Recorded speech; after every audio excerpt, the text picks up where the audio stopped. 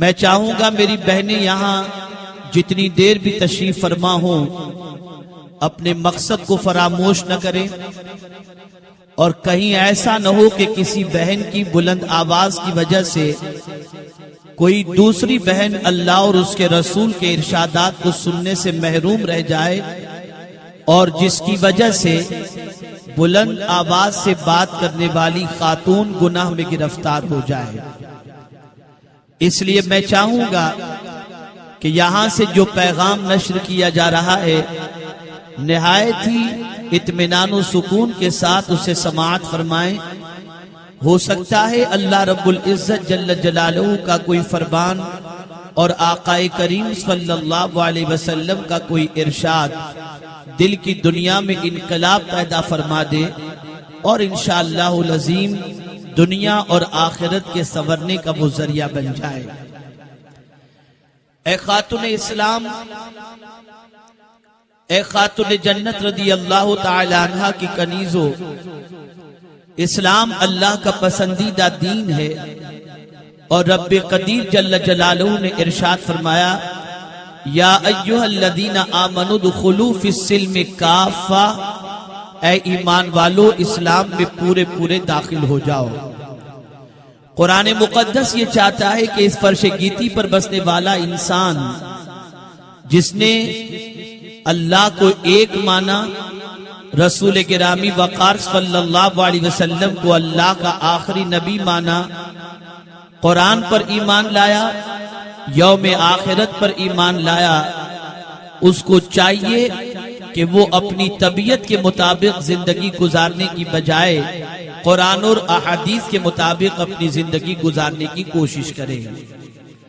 یہ نہیں کہ چند معاملات کے اندر ہم اسلام کی پیروی کریں اور باقی کی زندگی ہماری قانون اسلام کے خلاف گزرتی ہو، بلکہ میرا رب یہ چاہتا ہے کہ جو بھی صاحب ایمان ہے وہ اسلام میں مکمل طور پر داخل ہو جائے اور قانون اسلام کی پاسداری زندگی کے ہر شعبے میں کرنے کی وہ کوشش کرے۔ اسلام اللہ کا پسندیدہ دین ہے، اور یہ دین اتنا آسان ہے، اور اس میں بتائے ہوئے اصول و ضوابط اتنے پیارے ہیں کہ اس پر عمل کرنے والا انسان مرد ہو یا عورت دنیا کے ہر شعبے کے اندر طمانینت قلب کی دولت سے بہرہ بھی ہوتا ہے، اور اس کی دنیا بھی سنور جاتی ہے اور آخرت بھی سنور جاتی ہے۔ یوں تو خواتین اسلام سے متعلق اور ایمان کے شعبوں سے متعلق بہت سارے ارشادات اللہ کے رسول صلی اللہ علیہ وسلم نے فرمائے ہیں، لیکن آج میں نے اپنی گفتگو کا موضوع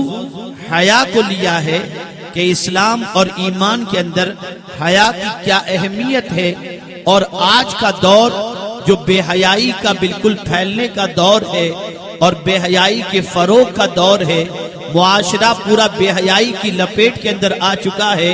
اور ایسا محسوس ہوتا ہے کہ باطل قوتوں نے یہ جان لیا ہے کہ مسلمانوں کو اور پورے معاشرے کو اگر جہنم کا گہوارہ بنانا ہے تو خواتین اسلام ہوں یا مرد ہوں انہیں بے حیائی کے دلدل میں ڈھکیل دیا جائے، تاکہ یہ بے حیائی جب ان کے اندر پیدا ہو جائے گی تو ظاہر سی بات ہے کہ وہ ایمان سے بھی کوسوں دور ہو جائیں گی اور عظمت اسلام پارا پارا ہوتا ہوا نظر آئے گا۔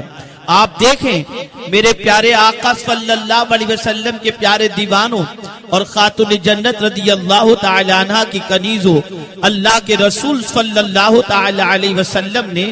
جس چیز کو ایمان کا شعبہ بتایا ہے وہ چیز کتنی اہم ہوگی۔ حیا عورت کا زیور ہے، حیا انسانی شرافت کا تاج ہے، حیا انسان کی کرامت کے لیے بہت اونچی چیز ہے۔ جس کے پاس حیا کا وصف ہوتا ہے وہ اللہ کو بھی پسند ہے اور اس کے رسول صلی اللہ علیہ وسلم کو بھی پسند ہے۔ اے خاتون جنت رضی اللہ تعالی عنہ کی کنیزو، حیا سے مراد آپ صرف یہی نہ لیں کہ حیا سے مراد یہ ہے کہ مکمل لباس پہنا جائے، حیا سے مراد صرف یہ ہے کہ زبان کو فحش باتوں سے روکا جائے۔ آئیے مختصر سے انداز کے اندر حیا کے حوالے سے میں آپ کو بتاؤں تاکہ آپ محسوس کر سکیں کہ حیا کتنی اہم چیز ہے شرم کتنی اہم چیز ہے اس کو سمجھنا ہے تو یوں سمجھیں، ایک مختصر سی ڈیفینیشن کے ذریعے کہ آپ اس چیز کو ذہن میں رکھیں، کسی شریف کے سامنے کوئی کام کرنے میں شرم محسوس ہوتی ہو اسے کہتے ہیں حیا، چاہے وہ بول کے ذریعے ہو، چاہے الفاظ کے ذریعے ہو، چاہے اشارے کے ذریعے ہو، چاہے کنائے کے ذریعے ہو۔ کسی شریف کے سامنے، کسی غیور کے سامنے ایسی حرکت کا کرنا یہ بے حیائی کہلاتا ہے، بے شرمی کہلاتا ہے۔ میرے پیارے آقا صلی اللہ علیہ وسلم کے پیارے دیوانوں اور اے خاتون جنت رضی اللہ تعالی عنہ کی کنیزوں، آج کی سچویشن کا آپ جائزہ لیں تو آپ محسوس کریں گے کہ اللہ اکبر، آہستہ آہستہ کل تک جو بچیاں اپنے باپ کے سامنے، اپنی ماں کے سامنے، اپنے بھائی کے سامنے، معاشرے کے معزز انسان کے سامنے، رشتہ دار کے سامنے، بزرگ کے سامنے اپنی عادتوں کے حوالے سے شرم کا مظاہرہ کرتی تھی، آج وہی بچیاں، بہت ساری سوسائٹی کی بچیاں آج اس پر پابند بھی نظر آتی ہیں، لیکن بہت ساری بچیاں آج حیا کی چادر کو اتارے ہوئے نظر آ رہی ہیں۔ اور یاد رکھو، یہ حیا کو چھوڑ دینا یہ زوال کی سب سے بڑی نشانی ہے۔ جس قوم کے اندر سے حیا نکل جائے وہ قوم تباہ ہو جاتی ہے، جس عورت سے حیا نکل جائے وہ عورت کی زندگی اور آخرت تباہ ہو جاتی ہے۔ حیا گلاب کی خوشبو کی مانند ہے، جس طریقے سے گلاب کی خوشبو پھیلتی ہے اسی طریقے سے حیا کی خوشبو بھی پھیلتی ہے، لیکن جس طریقے سے گلاب کو اگر توڑ دیا جائے اور گلاب سے خوشبو نکل جائے تو گلاب بیکار ہو جاتا ہے۔ کسی عورت سے حیا نکل جائے تو وہ عورت جو ہے وہ عزت کی حقدار نہیں رہا کرتی۔ آپ سمجھیں، میرے پیارے آقا صلی اللہ تعالی علیہ وسلم نے پورے معاشرے میں بسنے والی خواتین کو حیا کی چادر عطا فرمائی اور حیا کی لپیٹ میں اس طریقے سے لے لیا کہ اللہ اکبر، اس زمانے میں بسنے والی عورتیں حیا کی چادر پہنتی تھیں، ان کی زبانوں سے ایسے کلمات نہ نکلتے تھے جن کلمات کو سننے کے بعد انسان یہ محسوس کر سکے کہ شاید بے حیائی کا لبادہ اس نے اوڑھ لیا ہو، بلکہ آقا کریم صلی اللہ علیہ وسلم نے عرب کے معاشرے میں بسنے والی بہت ساری ایسی خواتین جو جہالت کی بنیاد پر، جو لا علمی کی بنیاد پر بے حیائی کی شکار تھی، آقا کریم صلی اللہ تعالی علیہ وسلم نے انہیں حیا کی تعلیم دے کر ایسا معزز بنا دیا، معاشرے کا اتنا عظیم بنا دیا کہ پھر وہ نکلتی تھی تو مردوں کی نگاہیں جھکتی چلی جاتی تھی، اور ان کے کردار کو دیکھ کر، ان کے عادات و اطوار کو دیکھ کر، ان کے چال چلن کو دیکھ کر، اس کے رنگ ڈھنگ کو دیکھ کر کے معاشرے میں سدھار پیدا ہو گیا، اور معاشرے کا بگڑا ہوا ماحول صحیح راستے پر اور صحیح سمت پر چلتا ہوا نظر آیا۔ ایک مرتبہ میں اپنی بہنوں سے کہوں گا درود شریف پڑھ لیں۔ اللہم صلی علی سیدنا و مولانا محمد طب القلوب و دوائها وعافیت الابدان و شفائها ونور الابصار و ضیائها وعلى آلہ واصحابہ وبارک وسلم صلاة و سلام علیکہ یا سیدی یا رسول اللہ صلی اللہ تعالی علیہ وسلم۔ اے خاتون جنت رضی اللہ تعالی عنہ کی کنیزوں، ذرا آپ دیکھیں آقا کریم صلی اللہ تعالی علیہ وسلم نے کس طریقے سے اور پروردگار جل جلالہ نے قرآن مقدس کی روشنی میں کس انداز سے عورتوں کو حیا کی تعلیم عطا فرمائی، حیا کا زیور عطا فرمایا۔ آج کے دور کی عورتیں یہ تصور کرتی ہیں کہ مغربی کلچر کو اختیار کر کے، مغربی تہذیب کو اختیار کر کے، مغربی رنگ ڈھنگ کو اختیار کر کے، مغربی اسلوب کو اختیار کر کے، مغربی انداز زندگی کو اختیار کر کے ہم سوسائٹی کے اندر اپنی زندگی کو گزاریں گی تو رشتے بھی آئیں گے، سوسائٹی میں زندگی گزاریں گی تو عزت بھی ملے گی، سوسائٹی میں زندگی گزاریں گی تو اس رنگ ڈھنگ کی بنیاد پر ہمیں قلب کی تسکین میسر ہوگی۔ لیکن ہم دیکھ رہے ہیں کہ اللہ اکبر، جس نے حیا کی چادر اتار دی معاشرے نے اس کو ٹھکرا دیا، جس نے حیا کی چادر اتار دی اس کے دل کا قرار رخصت ہو چکا، جس نے حیا کی چادر اتار دی اس کی دنیا برباد ہو گئی، جس نے حیا کی چادر اتار دی اس نے آخرت میں جہنم کے دروازے کو دستک دیا، جس نے حیا کی چادر اتار دی اس نے رب قدیر اور اس کے رسول کی ناراضگی کو دعوت دے دی۔ اے خاتون جنت رضی اللہ تعالیٰ عنہ کی کنیزوں، آپ دیکھیں قرآن مقدس میں اللہ رب العزت جل جلالہ نے عورتوں کو کس طریقے سے لباس کے حوالے سے تعلیم عطا فرمائی۔ اللہ عز و جل نے فرمایا وَلَا يُبْدِينَ زِينَتُهُنَّ، اللہ اکبر، اپنی زینت کو ظاہر نہ کرو، یہاں تک فرمایا گیا کہ پازیب، یہاں تک فرمایا گیا کہ خوشبو کا استعمال، یہ ساری چیزیں عورتوں کے لیے پابند قرار دی گئیں۔ اس کے لیے عورت کو پابند قرار دیا گیا کہ وہ پازیب نہ پہنے تاکہ اس کی جھنکار کی آواز سن کر مرد اس کی طرف متوجہ نہ ہو جائے۔ عورت کو یہ بھی کہا گیا خوشبو کا استعمال نہ کرے، کہیں ایسا نہ ہو کہ خوشبو کی مہک کسی کے پاس پہنچے اور اس کی توجہ عورت کی طرف آ جائے۔ اسی طریقے سے عورت کو بلند آواز سے بات کرنے کے لیے منع کیا گیا اور آواز کو بھی پست رکھنے کا حکم دیا گیا تاکہ اس کی آواز کسی غیر کے کانوں تک نہ پہنچے۔ اے خاتون جنت رضی اللہ تعالیٰ عنہ کی کنیزوں، ذرا آپ دیکھیں اور اندازہ لگائیں،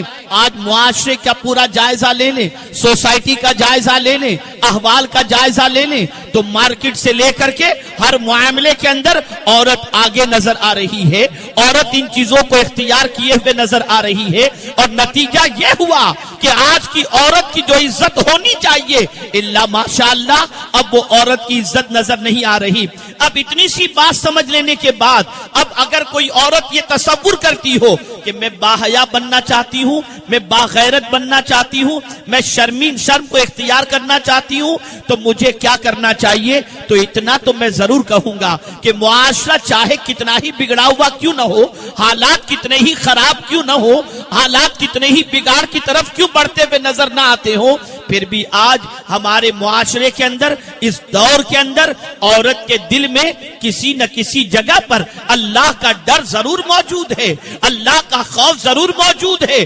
لیکن اللہ رب العزت جل جلالہ سے متعلق اللہ کے اوصاف کو نہ جاننے کی بنیاد پر آج ہماری بہنیں کبھی موبائل کے ذریعے، کبھی SMS کے ذریعے، کبھی انٹرنیٹ کے ذریعے بے حیائی اور فحش چیزوں کی مرتکب ہو جاتی ہیں۔ میں آج چاہوں گا کہ ان ساری چیزوں پر کنٹرول کے حوالے سے آپ کو ایسے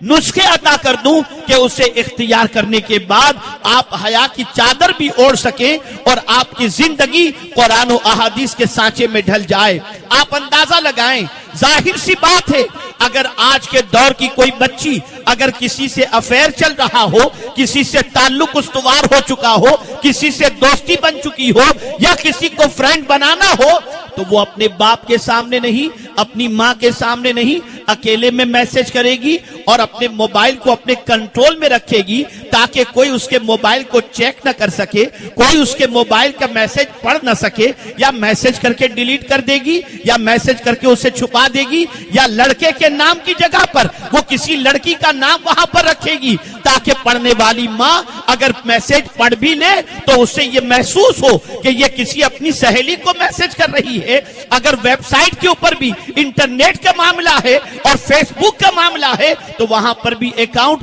کسی بچی کو کوئی بچی کھولتی ہے تو اپنی سہیلی کے نام سے، اور وہاں پر معاملات جدا ہوتے ہیں۔ میں یہ باتیں اس لیے عرض کر رہا ہوں کہ پوری دنیا اس وقت اس کی لپیٹ کے اندر ہے، پوری دنیا اس کے چنگل میں پھنس چکی ہے، اور پوری دنیا کے اندر اس وقت یہ بلا پھیلتی جا رہی ہے، اور شریف خاندان کی بچیاں بھی اس کی لپیٹ کے اندر آ رہی ہیں، اور نتیجہ یہ ہو رہا ہے کہ آج بہت برائیاں جڑ پکڑ چکی ہیں اور بے حیائی اپنے شباب پر ہے۔ میں آپ کو بتاؤں، آپ فیس بک کا استعمال کرتی ہیں، آپ فیس بک کا استعمال اچھے کام میں کرتی ہو یا برے کام میں، مجھے اس کے حوالے سے میں آپ کو کوئی کرٹیسائز نہیں کر رہا، لیکن مجھے بتانا ہے کہ برائیاں پھیل رہی ہیں، اور وہ بچیاں جو اس کے اندر گرفتار ہیں، میں ان سے کہوں گا تم جب SMS کرتے ہو، تم جب فیس بک کا اکاؤنٹ کے اوپر اپنے اپنے میسیجز پاس کرتی ہو تو تم یہ سمجھ رہی ہو کوئی نہیں دیکھ رہا، ماں کو پتا نہیں چلتا، ماں ان پڑھ ہے، باپ کو پتا نہیں چلتا کہ باپ میرا فیس بک نہیں کھول سکتا، اسے اس کے علم کی اسے معلومات نہیں ہے۔ لیکن ایک چیز اگر آپ کے ذہن میں رہے گی تو کبھی بھی آپ یہ چیٹنگ کا سلسلہ، یہ فرینڈشپ کا سلسلہ، یہ بے حیائی کا سلسلہ کبھی نہیں کریں گی۔ اس کے لیے ایک آیت ہمیشہ اپنے پیش نظر رکھیں، اور وہ آیت کریمہ کون سی ہے؟ اللہ اکبر، میرا کریم ارشاد فرماتا ہے ان اللہ کان علیکم رقیبا، بے شک تمہارا پروردگار تمہارا نگہبان ہے، تمہاری نگرانی کرنے والا ہے۔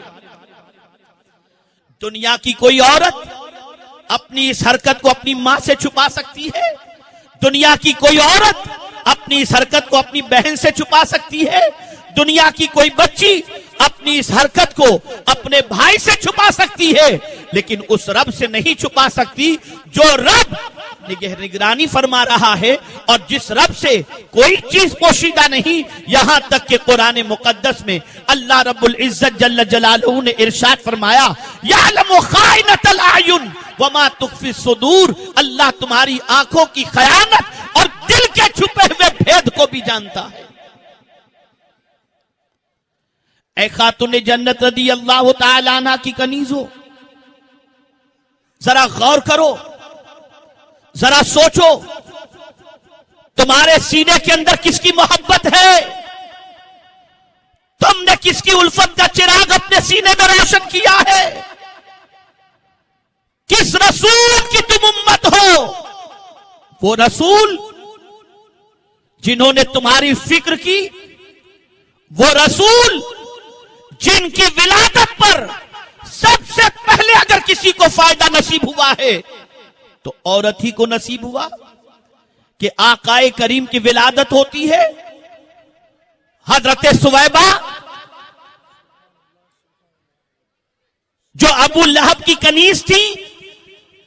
جیسے ہی حضور کی ولادت کی اطلاع سویبہ نے ابو لہب کو دی، سویبہ نے حضور صلی اللہ علیہ وسلم کی ولادت کی خوشی میں اسے آزاد کر دیا۔ گویا حضور سویبہ کے ذریعے کائنات کی ہر عورت کو یہ پیغام دے رہے ہیں، ایک کل تک کچلی جانے والی عورتوں، اب تمہیں غم کرنے کی ضرورت نہیں، محمد آ چکے ہیں، تمہیں فائدہ میسر ہوگا۔ جس رسول کی آمد سے سب سے پہلے فائدہ خاتون کو پہنچا، سب سے پہلے اسلام عورت نے قبول کیا، نبوت کا سب سے پہلے چہرہ خاتون نے دیکھا، وہی کے سب سے پہلے الفاظ خاتون ہی نے سماعت فرمائے۔ آپ ذرا اندازہ لگائیں، اے رسول گرامی وقار صلی اللہ علیہ وسلم کے دیوانوں اور خاتون جنت رضی اللہ تعالی عنہ کی کنیزوں، رسول تمہارے لیے روتے ہیں، آقا کریم تمہاری فکر فرماتے ہیں، تاجدار کائنات صلی اللہ علیہ وسلم نے عورت کو اتنی عظمت عطا کی کہ جنت کو گھسیٹ کر ماں کے قدموں کے نیچے رکھ دیا، اتنا اونچا درجہ عورت کو عطا فرمایا۔ اگر کوئی باپ اپنی 3 بچیوں کی پرورش اسلام کے اصول و ضوابط کے مطابق کر کے اسے اپنے سسرال میں رخصت کر دے تو اسے جنت کی بشارت عطا فرمائی۔ آپ ذرا سوچو، اتنا اونچا مقام آقا کریم نے عورت کو دیا، اتنا اونچا مرتبہ آقا کریم نے عورت کو دیا۔ لیکن آج میں پوچھنا چاہتا ہوں، اے خاتون جنت کی کنیزوں، جو رسول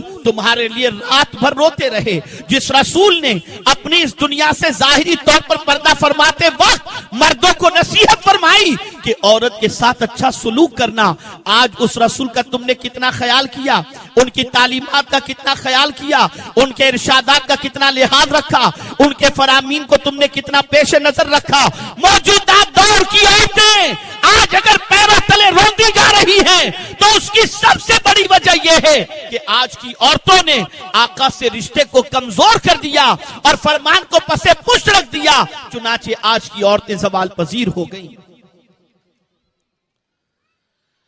اے خواتین اسلام،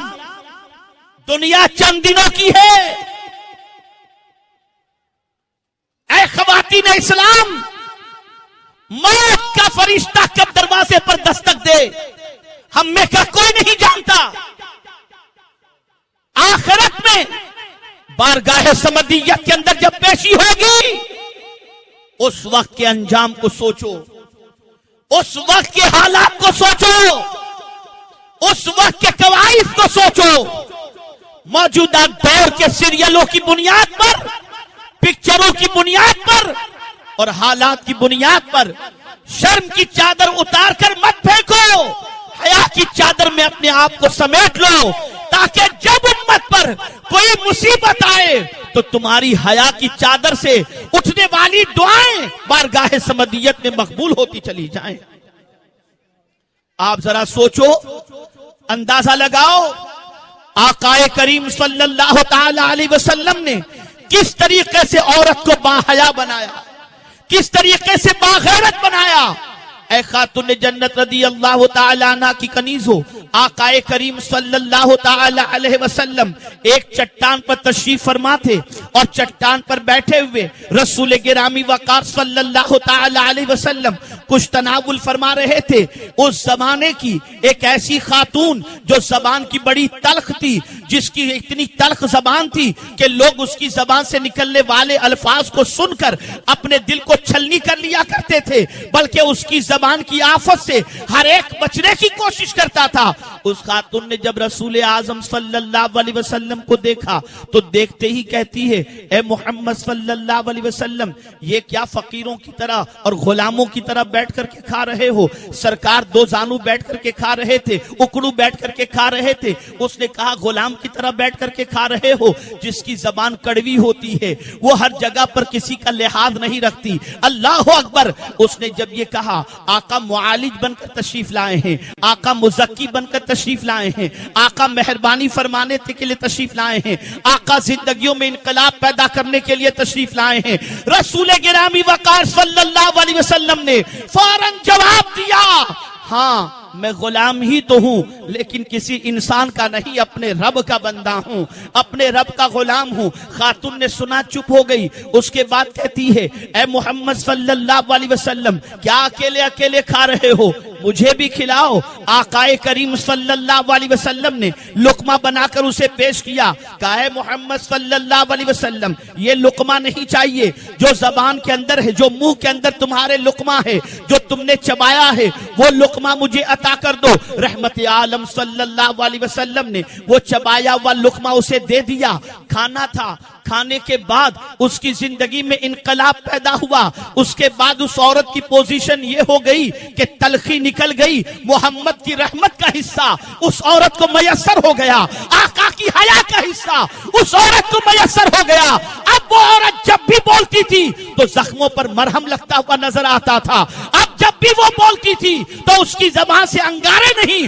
پھول برستے نظر آتے تھے۔ اب آج کی کوئی عورت یہ تصور کرے کہ میں بھی یہ چاہتی ہوں کہ میری تلخی دور ہو جائے، میں بھی یہ چاہتی ہوں میری چرب زبانی دور ہو جائے، میں بھی یہ چاہتی ہوں میری زبان میں مٹھاس پیدا ہو جائے، میں بھی چاہتی ہوں حیا کا لباس پہن لوں۔ اب تو آقا کریم کے ہاتھوں کا یا چبایا ہوا لقمہ تو نہ ملے گا، میں کیسے بدلوں؟ کچھ کرنے کی ضرورت نہیں، وہ چبایا ہوا لقمہ تھا۔ تم اپنی زبان سے مصطفیٰ پر درود پڑھو، حیا نصیب ہو جائے گی۔ تم مصطفیٰ کا ذکر کرو، حیا نصیب ہو جائے گی۔ تم مصطفیٰ کی نعتیں پڑھو، حیا نصیب ہو جائیں گی۔ تم مصطفیٰ کے کلام پر عمل کرو، حیا نصیب ہو جائے گی۔ میرے آقا کل بھی رحمت تھے، آج بھی ہے اور قیامت تک کے لیے رحمت ہے۔ اے خواتین اسلام، ذرا سوچو اور اندازہ لگاؤ، اس واقعے کو یاد کرو جو غزوہ احد کا ہے۔ آقا کریم صلی اللہ تعالی علیہ وسلم جنگ میں شریک ہیں۔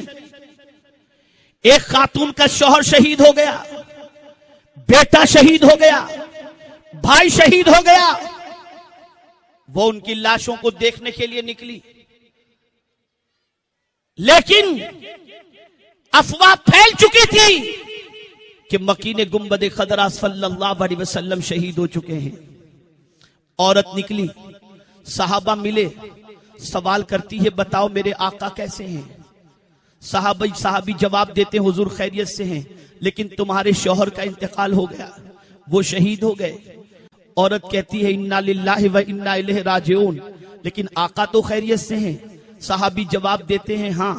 اسی طریقے سے کئی صحابہ سے پوچھتے پوچھتے آگے بڑھی اور اپنے شوہر، بھائی، بیٹے سب کی شہادت کا علم اسے پہنچا. سب کے اوپر انا للہ و انا الیہ راجعون پڑھی. آقا کے رخ زیبا کو دیکھ کر اسے قلبی اطمینان نصیب ہوا. کسی صحابی نے اس موقع پہ ایک فقرہ کسا، ایک جملہ کہا، فقرہ تو نہیں جملہ کہا انہوں نے، اور جملے میں یہ کہا: اے خاتون، تیرے باپ، تیرے شوہر کا انتقال ہو گیا، تیرے بھائی کا انتقال ہو گیا، تیرے بچے کا انتقال ہو گیا، لیکن اس حال کے اندر بھی آج تیری چادر تیرے سر سے اتری ہوئی نظر نہیں آتی. جواب دیتی ہے: سن لو، میرا بھائی شہید ہو گیا، بیٹا شہید ہو گیا، شوہر شہید ہو گیا، لیکن میری حیا آج تک نہیں مری ہے، اس لیے کہ حیا ایمان کے شعبوں میں سے ہے، اور مصطفیٰ اپنی حیا والی امتیوں کو پسند فرماتے ہیں، اس لیے میں نے حیا کی چادر اب بھی نہیں اتاری. آپ ذرا سوچو،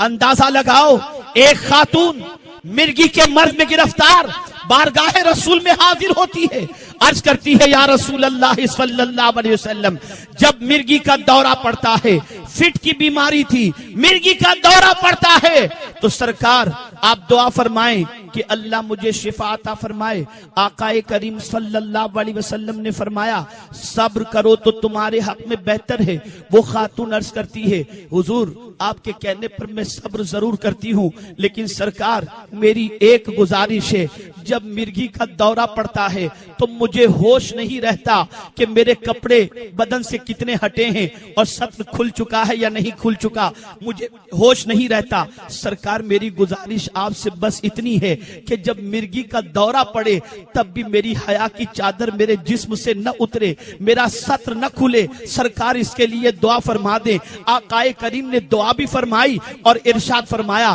جس کسی کو جنتی عورت کو دیکھنا ہو وہ اس عورت کو دیکھ لے. میں پوچھنا چاہتا ہوں، وہ بیماری میں بے حیائی پسند نہیں کرتی تھی، وہ شہادت کی خبر سن کر بے حیائی پسند نہیں کرتی تھی. آج میں اپنی قوم کی بچیوں سے پوچھتا ہوں، مجھے بتاؤ، نہایت ہی ہوش و حواس میں رہتے ہوئے تم نے حیا کی چادر کیوں اتار دی، حیا کا لباس کیوں اتار دیا؟ میں ان بچیوں سے کہتا ہوں جو اس کی مرتکب ہیں، اور ان بچیوں کو سلام پیش کرتا ہوں جو حیا کا لبادہ اڑے ہوئے ہیں اور حیا کی چادر کے اندر اپنی زندگی کے لمحات کو گزار رہی ہیں.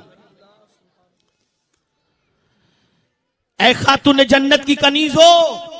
بچیوں میں حیا منتقل کرو. اسی لیے حضور نے فرمایا کہ اپنی بچیوں کو سورہ نور کی تعلیم دو. آج کی ماں انگریزی تعلیم دینے پر فخر کرتی ہے، آج کی ماں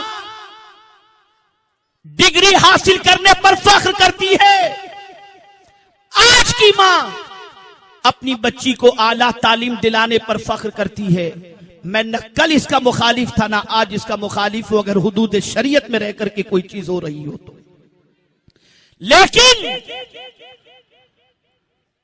کیا آج معاشرے میں کوئی ایسا گھر بھی ہے، کوئی ایسی ماں بھی ہے جو اپنی بچی کو سورہ نور کی تعلیم دیتی ہو؟ ہمارے گھر اس تعلیم سے خالی ہے، ہمارا معاشرہ اس تعلیم سے خالی ہے. آج عجیب سچویشن سے ہمارا معاشرہ گزر رہا ہے، آج عجیب کیفیات سے ہمارا معاشرہ گزر رہا ہے. اے ناسک کی سرزمین پر ہزاروں کی تعداد میں اجتماع میں شریک ہونے والی میری بچیوں، میں تم سے گزارش کرتا ہوں، اگر تم چاہتے ہو کہ حضور کی نگاہ میں عزت بڑھ جائے، اگر تم چاہتی ہو کہ اللہ کی نظر میں عزت بڑھ جائے، اگر تم چاہتی ہو کہ تمہاری دنیا اور آخرت بھی اطمینان بخش ہو جائے، تو حیا اختیار کرو. حیا، اس کی مختصر سی ڈیفینیشن میں نے تم کو بتا دی کہ کسی شریف کے سامنے کوئی حرکت، کوئی جملہ، کوئی لباس یہ پہن کر جانے میں شرم آتی ہو، اور اس کی شرم کی وجہ سے میں دیکھتا ہوں کبھی معاشرے کی کس معاشرے میں، کسی محلے میں، اسلامی محلے سے کبھی کسی عالم کا، کسی بزرگ کا گزر ہوتا ہے تو وہ بچیاں جو گلے میں دوپٹہ ڈال کر کے مارکیٹ میں گھوم رہی ہوتی ہیں فوراً کسی عالم کو دیکھ کر سر پہ دوپٹہ کر لیتی ہیں. میں پوچھتا ہوں اس عالم کو دیکھ تم نے سر پہ دوپٹہ رکھ لیا, عالم تو تمہیں دیکھ رہا تھا, تم عالم جو ہے وہ سامنے تمہارے آ گیا, تم نے اس کی تو شرم کی, لیکن عالم جب تمہاری نظر سے اوجھل ہو گیا تو کیا خدا بھی تمہاری نظر سے اوجھل ہے؟ کیا خدا تمہیں نہیں دیکھ رہا؟ تم خدا کو نہیں دیکھ رہی لیکن میرا مولا تو دیکھ رہا ہے, پالنہار حقیقی تو دیکھ رہا ہے, معبود برحق تو دیکھ رہا ہے. اسی لیے حضور صلی اللہ علیہ وسلم نے فرمایا جو شخص عوام میں نماز پڑھے اس نماز میں جو خشوع اور خضوع اختیار کرتا ہے اس سے زیادہ خشوع اور خضوع تنہائی کی نماز میں اختیار کرے تو اللہ اس نماز کو قبول فرماتا ہے.